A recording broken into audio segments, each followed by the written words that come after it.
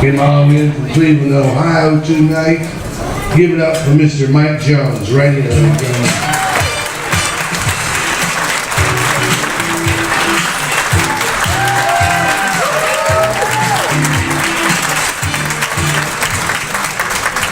Thank you, Erie. Act like you're happy to see me. Y'all ready to have a good time with me? You say yeah? Yeah!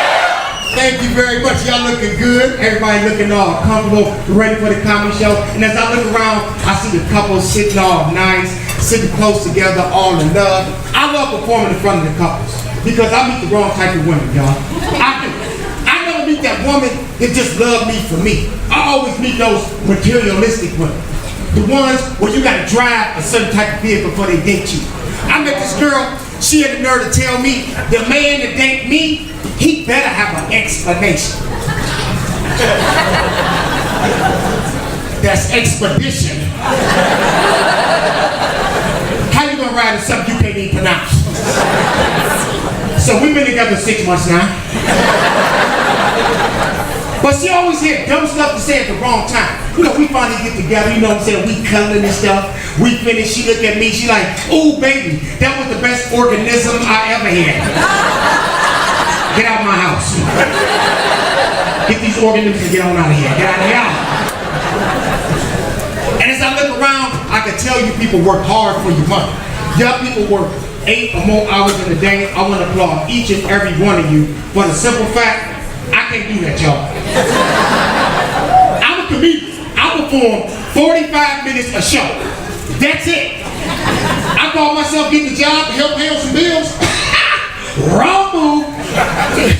Didn't nobody tell me I had to show up every day and be on time. I thought once you did your work, you was cool for that day. I went in and did all my work in 45 minutes. I went back home. They had the nerve to call me at my house. First thing they asked me is, where you at? How you gonna call my house and ask where I'm at? I'm at the house. Well, what you doing at home? Watching cartoons. What else am I doing this early in the morning? Mr. Jones, you got to come back. You got about 7 hours worth of work to do. Oh no, I can't come back in there for 7 hours. I can't be in one place for 7 hours. I quit. Oh, you can't quit. You got to give us 2 weeks notice. I said, well, if you notice for the next 2 weeks, I won't be there. How about that? But ain't that something? You gotta give them 2 weeks notice, but they can fire you on the spot. Because it happened to me one day. I got fired for no reason at all. They called me stealing, right?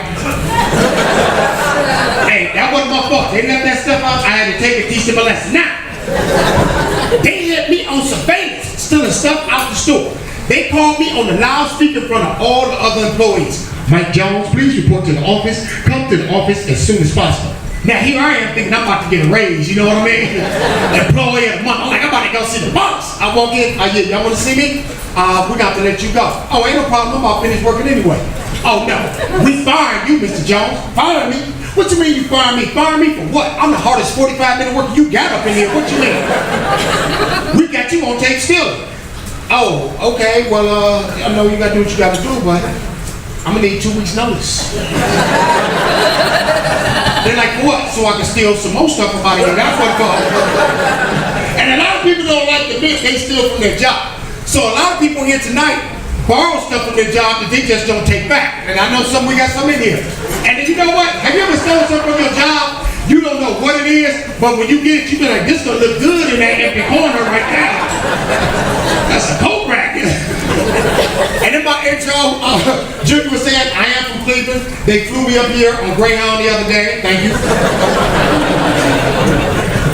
But doing comedy, it's cool doing comedy, but my friends think because I'm a comedian, I get to travel first class, I get all the best flights and everything. And every time I fly, I go to the airport, I don't have a problem with airport security. Because you know they had to beef up, you know the incidents that happen. I don't have a problem with that. But every time I go to the airport, they stop me, they pull a wand out, I'm walking through the thing, the bus keeps going off, they delaying me, I'm delaying you people behind me, y'all think I'm an idiot. So I said the next time I fly, I'm gonna help the airline out. I'm gonna wear as less clothes as possible. So the next time I flew, I showed up at the airport, I had on a tank top, some flip-flops, and a thong. I'm like, hey, you don't want to search me? No, get on, go ahead, you good, get on the plane, go. Go ahead, get on. And like I said, I don't get the best flights. I don't get the best flights. I always get some old raggedy airplane. I kid y'all not. I flew on the airline. The name of the airline was Whatever Happened, Happened. I knew it was some garbage when I got to the airport, y'all. We didn't even have boarding passes to get on the plane. Everybody just stood around the counter. Lady said, go. Everybody just ran on the plane. If you got a seat, you got to fly on. If not, you just have to stay there to the next flight.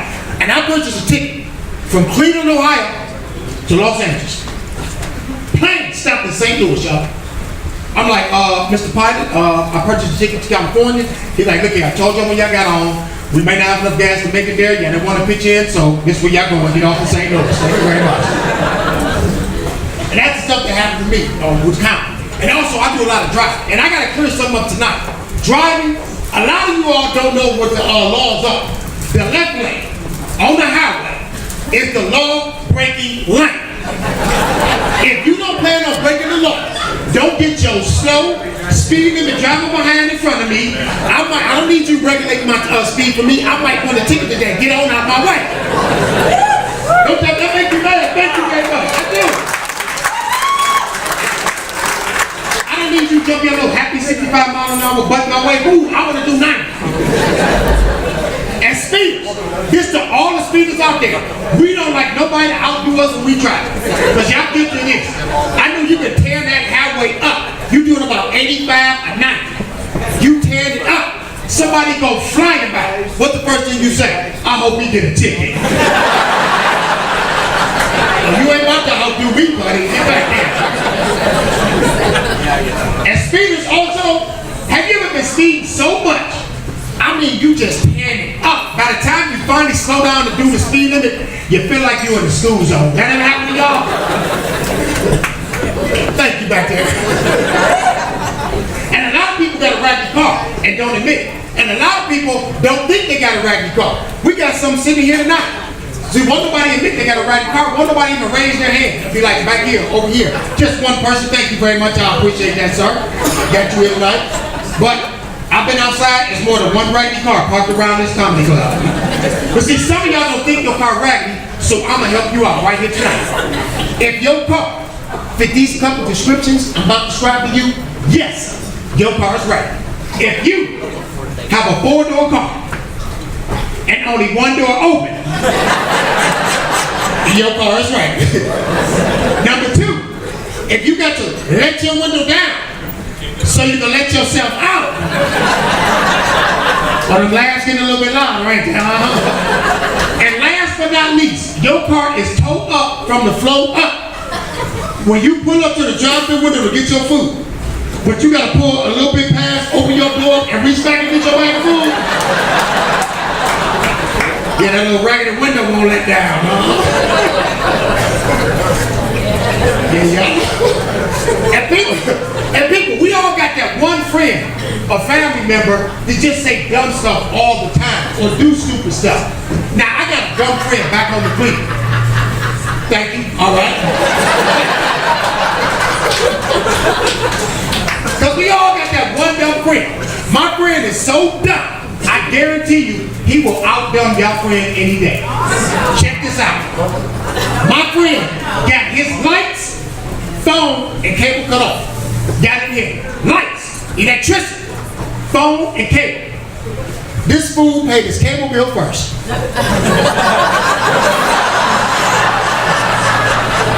What you gonna watch?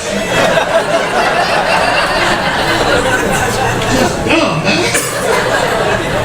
And we always see stupid products on TV too that don't make sense. They don't apply. Me, I got allergies. I got 2 symptoms. I sneeze 10 times in a row, my nose runs.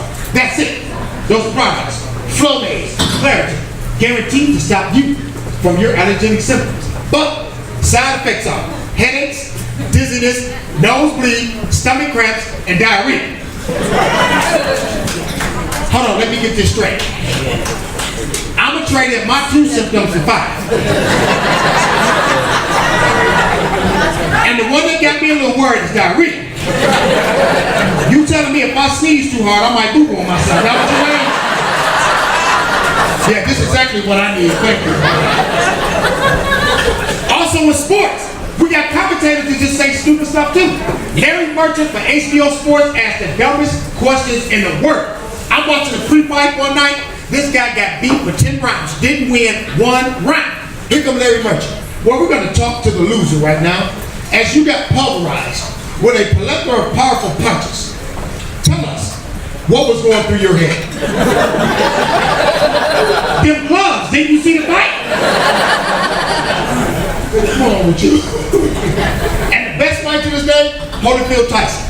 Y'all remember that one? When Mike Tyson bit his ears off and he landed like a Mr. Potato Head? That was the best fight. Once again, dumb questions. After the fight, they tried to interview Evander. Evander, come here, we want to talk to you. Huh? No ears. And I look out here, I see we got some proud parents in the house. Some of y'all smiling, and I can tell you're proud parents because you ain't got your kids with you tonight. That's why some of y'all smiling. But parents, I know you love your kids. You do. You can tell you love your kids. But the small ones, don't they get on your nerves? Some of y'all kids are grown now. Thank you very much. But small kids, we'll talk about that later. All right. But small kids will find any excuse to keep their little bad behinds up the extra 5 or 10 minutes. Now, I don't mind sharing this with you all. I got 3 sisters. 3. One of my sisters got 5 kids. 5. Raising all 5 by herself. So I try to be the father figure in my niece and nephew's lives. I went and got 2 of them. Took them to my house for a week. That's right, 2. I couldn't get all 5 because I heard them. Teach these small kids responsibility. Go to bed on time. Don't play with stuff they're not supposed to. You know what I'm saying? Instill those values in them when they're young. They will grow up and be productive in society because we all know our children are the future. It's 4 o'clock in the morning. I said, look, you need to put them cigarettes out and light them out and go get out. Get your butt in there. 2 minutes had passed, hit my niece and I'm running her little butt out the bedroom. I gotta go to the bathroom. I'm like, for what? You've been peeing in the bed all week. Go lay down.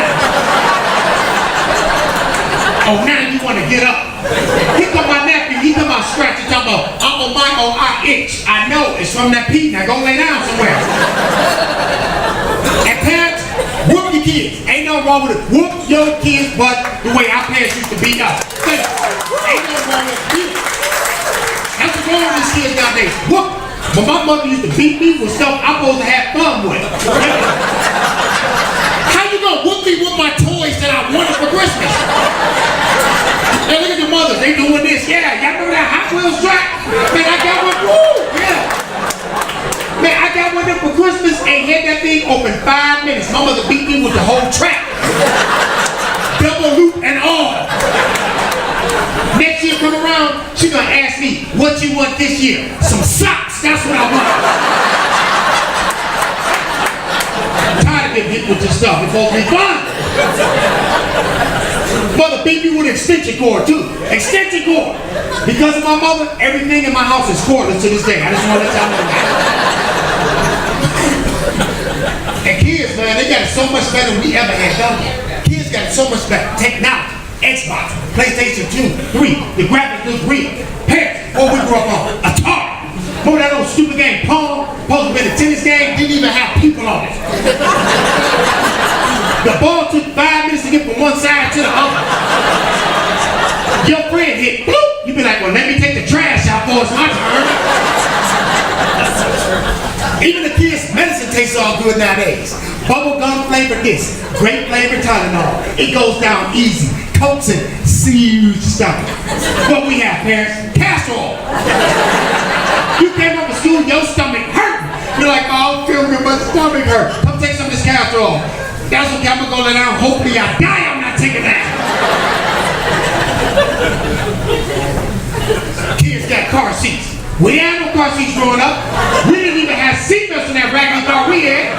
Remember your mother threw your little behind in the front seat? She went flying down the street. Somebody ran that stop sign, she slammed on brakes and went wham right across your car.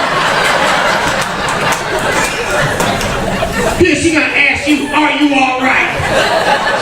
No, my esophagus cracked, I can't breathe. You 5 years old talking about call 191. And I got 2 kids myself. I got 2 kids. My daughter, she's 23. That's my little girl. My son, Mike Jr., he's 16. I don't like him no more. Yeah, you know how it is with teenagers. It's just, you just shake your head half the time. Now I'm like, woo, yeah. But I miss my daughter. Fathers, we're real close to our daughters. That's just the way it is. I miss my daughter when she was little. She used to always hold hands with me at the mall. I would carry her on my neck. She would sit on my lap. And the best part about having a daughter was she watching TV with you as a father. She fall asleep in your arms. And you pick your little girl up and carry her to her bedroom. You put her in the bed and tuck her in and give her a kiss. And then you go back and right when you shut the door, you look and you're like, that's my little girl. And then my daughter, you know, she started getting older and started dating. And that was tough for me. And I was like, you know what? I'm gonna let her date. I'm not gonna be mean. Our parents were mean. I don't want you going to movies. You're not going out this and that. No. I said, I'm gonna talk to my daughter. I'm gonna let her go to movies. Little boy came by. My daughter was about 15. Want to take my daughter to the movie? I said, I'm gonna let her go. Little boy came over, knocked on the door, opened up the door. He jumped off the porch, ran down the street. I didn't threaten this little boy. I ain't had no guns, no knives, no nothing. When he came to the door, I'm standing there. I had a thong on. This time I had it on backwards. Come on back, Sherry. Get on out of here. You can take my daughter till she's 35. Hey, before I leave real quick, I don't know if you all have to deal with this, but why is it the people that snore always fall asleep first? Ain't that something, y'all?